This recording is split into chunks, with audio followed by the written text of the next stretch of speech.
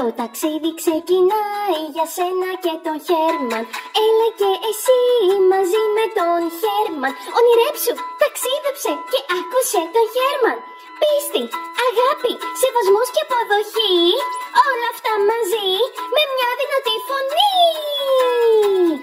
Το ταξίδι ξεκινάει για σένα και τον Χέρμαν. Έλα και εσύ μαζί με τον Χέρμαν. Άκουσε τώρα τι θα σου πει ο Κουκουλένιος, η Μελίνα και το Αστέρι. Πίστεψε στον εαυτό σου, αγάπησε τον εαυτό σου, αποδέξε τον εαυτό σου, σεβάσου τον εαυτό σου. Μπορείς κι όλα θα πάνε μια χαρά. Μπορείς κι όλα θα είναι τέλεια. Το ταξίδι ξεκινάει για σένα και τον Χέρμαν. Έλα και εσύ μαζί με τον Χέρμαν. Άκουσε τώρα τι θα σου πει ο Σπίθας, η Αλεπίσια και ο Πόντικας.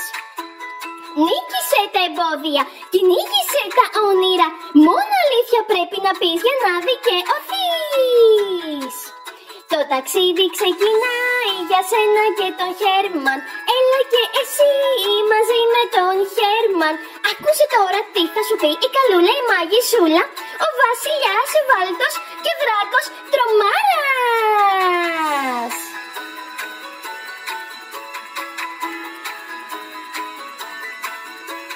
Ψάξε καλά μες στην καρδιά σου, κρύβεται εκεί ο εαυτός σου. Κοιτάξου στον καθρέφτη και πέσε δυνατά. Μ' αγαπάω. Και τότε θα δεις αυτό που επιθυμείς. Το ταξίδι ξεκινάει για σένα και τον Χέρμαν. Έλα και εσύ μαζί με τον Χέρμαν. 1, 2, 3, όσο τα βιβλία. Ο Χέρμαν θα σου πει σε ευχαριστώ